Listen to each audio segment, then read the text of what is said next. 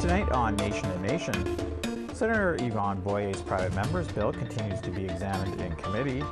Its aim is to make consequences more dire for forced sterilization. You shouldn't be sterilizing Indigenous women, or anybody without their consent, or coercing them into consent. A well-known Saskatchewan columnist says the provincial government's opposition to the carbon tax is off base when it comes to First Nations who want to see climate change action. They're blowing that up out of all proportion when the real problem is the climate crisis. Welcome to Nation to Nation. I'm Fraser Needham. Today, the Supreme Court of Canada is upholding a rule that requires band members of a Yukon First Nations to live in the community if they want to serve on council.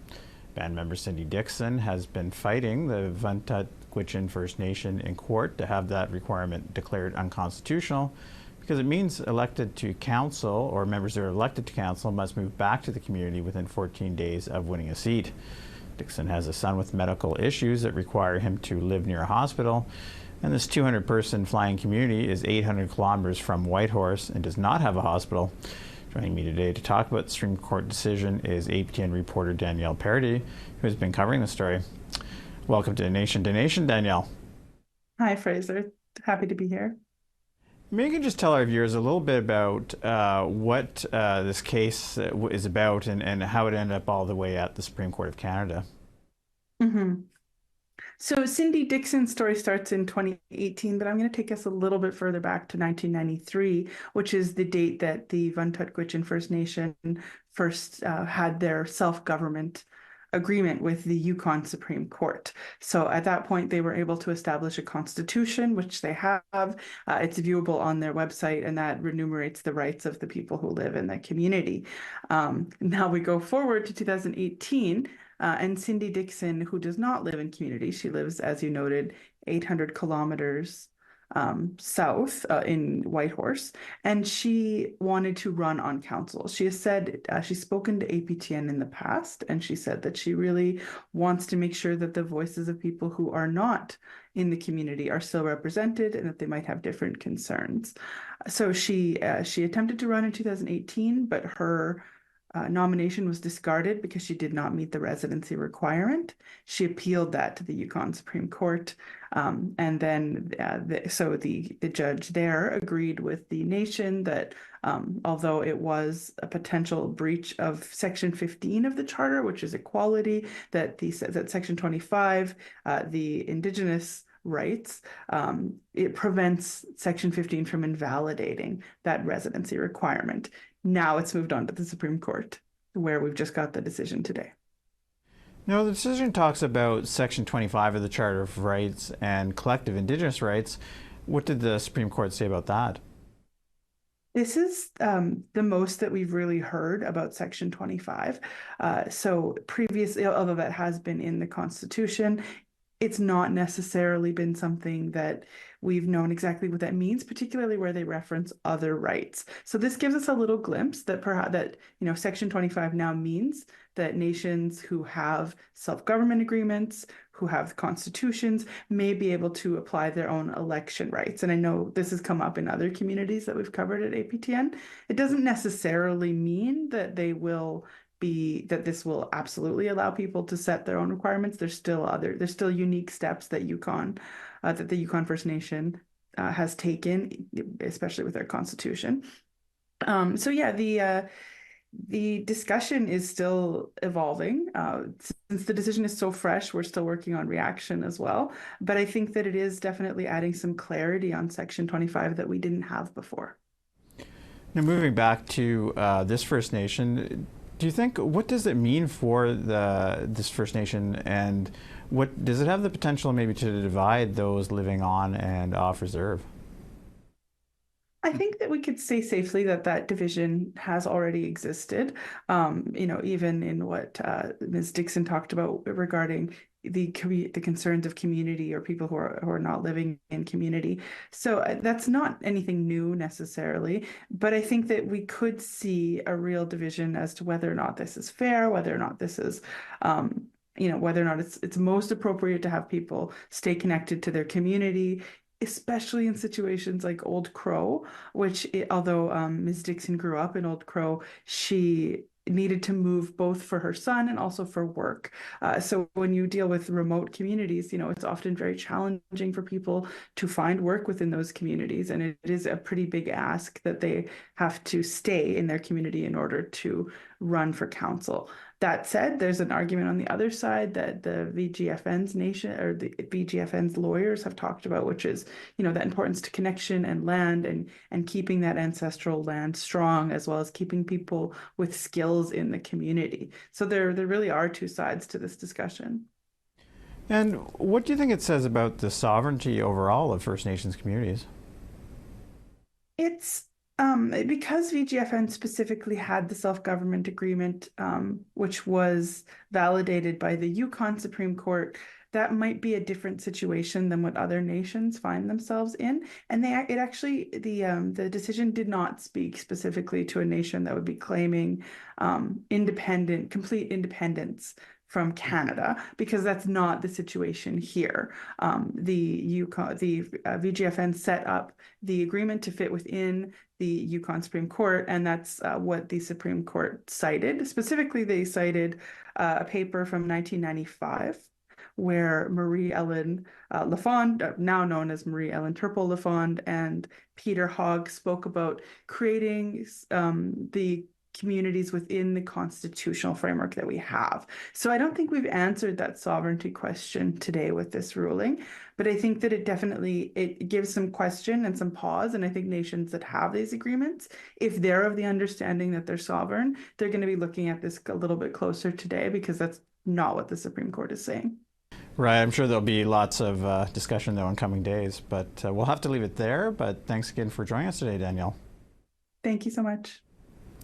Up next, we'll have Canadian Senator Ivon Bo, whose private member's bill would specify forced and coerced sterilizations as an offense under the Criminal Code.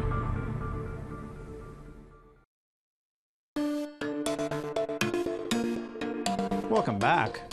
Last week, a Senate committee continued its examination of Bill S-250.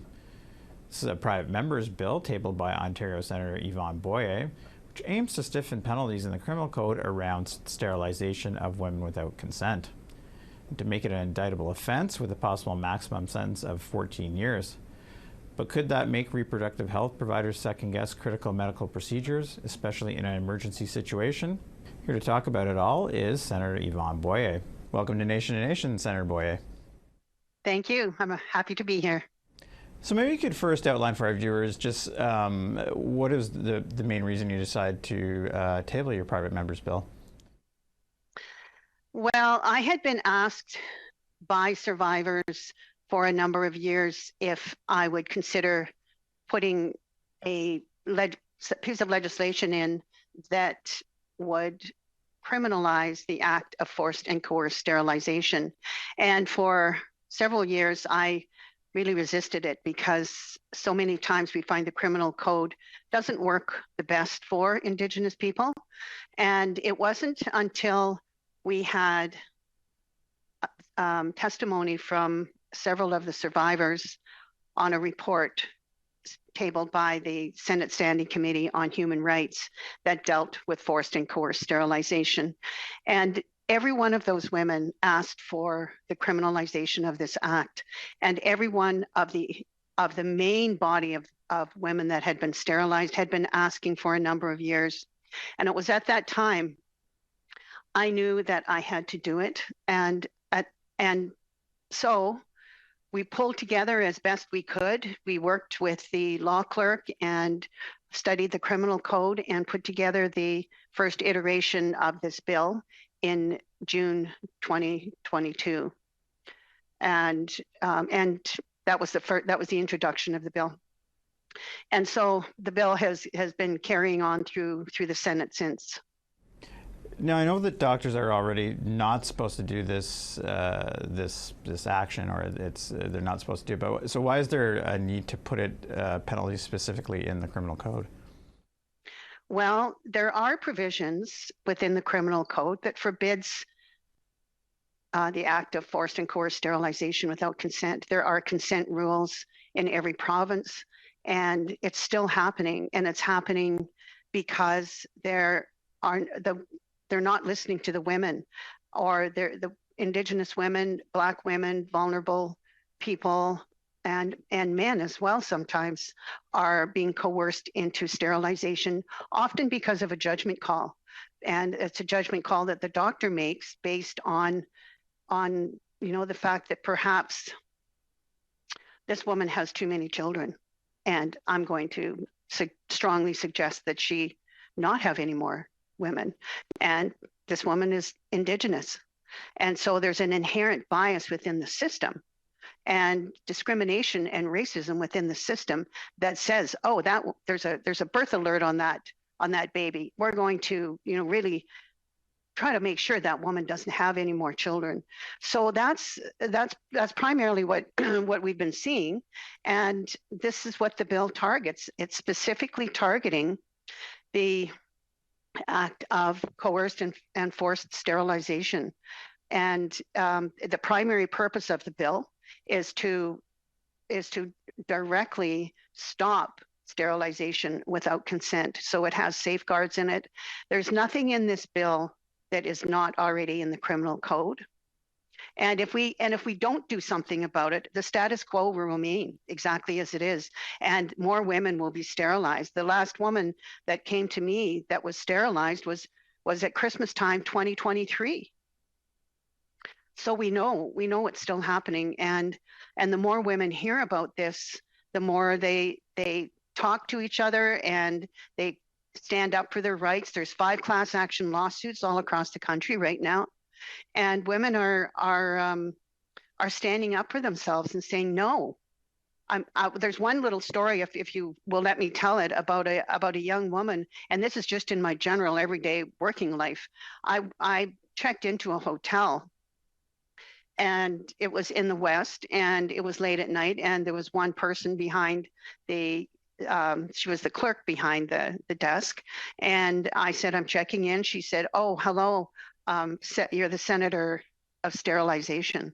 And I said, well, I mean, I am a senator, but I do other work. I do sterilization is a topic I work in, certainly.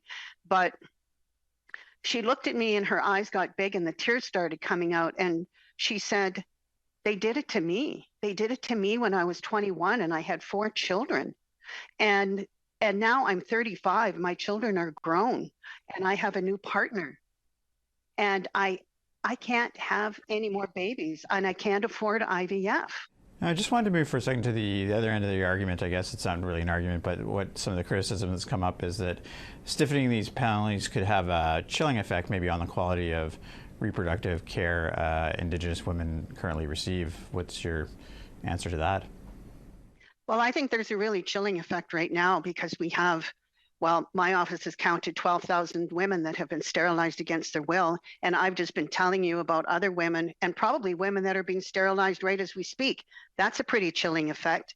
And this bill is not meant to penalize all doctors. It's actually, I think what the bill does, it criminalizes something that the bill does not criminalize something that isn't already there. Like we look at the assault provisions, but it does stand out from the current regime because it specifically looks, and the primary purpose is sterilization without consent. So we've heard that over and over again throughout the testimony. The bill was created to address the sterilization of Indigenous women and others who are vulnerable.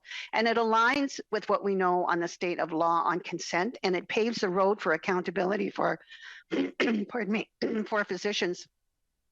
There isn't anyone asking them not to do their job. And on the contrary, we're asking them to do their job and doing it safely. And most of them do, but there are a few dozens that don't. And based on the number of surgeries that they conduct, they can have really devastating consequences, as we see. And Nicole Rabbit showing us in her testimony that you saw as well. And I think it's important to be clear that the entire medical profession here is not the target of Bill 250, sorry. And it's basically, it's a course of conduct that has treated consent to this procedure either too casually or not at all. And that's the target of this bill. And as far as emergencies, I mean, we had during the testimony, we heard about emergencies, like what if there's, a testicular torsion? Oh my God, the doctor is going to be criminalized. Well, we also heard from many witnesses that the primary purpose of this bill is consent for sterilization. That's it. And the Canadian Medical Association reps were really clear that this bill would not interfere with their ability to perform procedures needed to save someone's life during a medical emergency. The bill's intended to give pause and make people reflect on the gravity of the procedure, not stop it from happening altogether, especially in cases of emergency. Well, we'll have to end it there, but thanks very much for talking to us about this very important issue that you've taken on and brought to our attention and to also the legislators' attention, and we'll be watching with interest to see what happens. Thank you very much. I'm happy to come talk anytime. After the break, Saskatchewan Star Phoenix columnist Doug Cuthand is here to tell us what's on his mind. Welcome back. For decades, Doug Cuthand has been one of the top political columnists in Western Canada, often writing about issues that affect Indigenous peoples. He joins me from today and from his home in Saskatoon to talk about the latest goings-on the prairies. Welcome back to Nation Nation, Doug. Thank you. Welcome back. All right, maybe we'll start with former Prime Minister Brian Mulroney. Of course, as we know, passed away earlier in the month, and then his funeral was held last past weekend in Montreal. What do you think that Indigenous people have been saying about the former Prime Minister's legacy? Yeah, well, Brian Mulroney was in government for about a decade, and it was a very pivotal decade for First Nations people. We went through the Charlottetown Accord, the Meech Lake Accord, the Oka crisis, and other numerous things. So, yeah, it was a very pivotal time, and there was a lot of negative comment about him. I thought that I would rather focus on some of the positive things he did, because nobody really was. And here in Saskatchewan, the federal government, provincial government, and FSIN negotiated what is, at the time, probably still is, the largest single land claim in southern Canada. There were 27 First Nations that got treaty land entitlement. It brought close to $1 billion into the Saskatchewan economy. And today, we're reaping the benefits of that. There's urban reserves, there's reserves that have, like my reserve has tripled its size, for example, and others. So that's what we look at back here in Saskatchewan, is that the treaty land entitlement agreement signed by Brian Mulroney and Premier Roy Romano really put us, was a major jump in economic and social development. Okay, so I want to move next to another piece of recent news in Saskatchewan, and that is also that the Saskatchewan government has decided it's going to break the law and not remit the carbon tax. You hear a lot of negative feedback of the prairies generally on the carbon tax, but what do First Nations people think about this move? Well, I don't know about First Nations people. A lot of them, it hasn't really, there's so many other issues. And if you look at the carbon tax, it's fairly benign. I mean, it's not that much money, but it's a political football. It's being kicked around like crazy. Really, First Nations people are more concerned about the state of the climate. I was at a meeting recently where Northern Reserves were saying they can't get their trucks in on the ice roads because it's just too warm, and they can only haul like quarter loads and half loads. So there's a lot of building supplies and fuel and stuff that's not getting in. And then we had forest fires in the summertime. We have drought in the summer. This is very serious, and the government or the opposition parties are not taking it seriously. They're taking it as a few cents on a liter, which it really basically is, and a liter of gas, and then they're blowing that up out of all proportion. When the real problem is the climate crisis, and I know the big argument is that Canada can't go it alone. Of course we can't. We're a very small nation in terms of releasing carbon dioxide into the air, but by using, we can establish new technologies and we can have moral authority on the world stage. So I wanted to move now to the Auditor General released a report on First Nations and Inuit policing last week, and it finds that millions of dollars of federal money that was supposed to be spent on First Nations police services is going unspent, while First Nations police forces are telling us that they're struggling to meet their budgets. Is it time for Canada to move away from the RCMP when it comes to First Nations policing? That's kind of difficult. On one hand, yes, it's good to see independence, but on the other hand, the RCMP has the infrastructure. They've got the training and they've got the network and all this sort of stuff. So we need to work together with the RCMP and cooperate, but at the same time, we have to develop our independent police forces that deal with our own police, our own band First Nations. For example, a lot of First Nations are passing bylaws and they're not getting properly enforced by the RCMP. If we had our own police force, we would be able to concentrate on some of these bylaws. And then there's the whole issue of, there are very, very personal issues right now facing our people of drugs and, violence on reserves and stuff like that. And having an outside police force try to administer that is very difficult.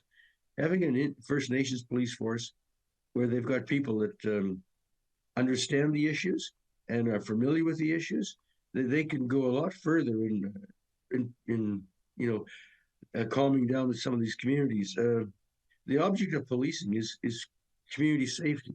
It's not arresting all the people you can and packing the jails. It's building the communities up and making them safe and, just generally creating healthy places to live. And that's what our police forces have got to do. And we're not getting MP. I also wanted to talk to you about last week, I think it was, or recently anyway, it was really revealed that the federal government is conducting a forensic audit of the Federation of Sovereign Indigenous Nations. What do you think this means for the organization? Well, I think it's a matter of concern. I mean, I know people in the FSIN aren't taking it as seriously as they should. I think it's a matter of concern for First Nations, because this sort of thing casts a pall all across First Nations band councils and district councils and or regional organizations. So we've got to, I hope they complete it and get it over soon, because it's going to, it's one of those things that tends to poison the well kind of thing. There's so many people out there that complain about accountability in First Nations, and this just adds more fuel to the fire. So I think it has to be dealt with and brought to a close as soon as possible. Unfortunately, we're going to have to leave it there, Doug, but as always, thanks for joining us on Nation to Nation. Well, you're very welcome. That concludes this week's episode of Nation to Nation. If you missed any part of tonight's show, you can check out our podcast at aptnnews.ca/podcast. I'm Fraser Needham. Good night.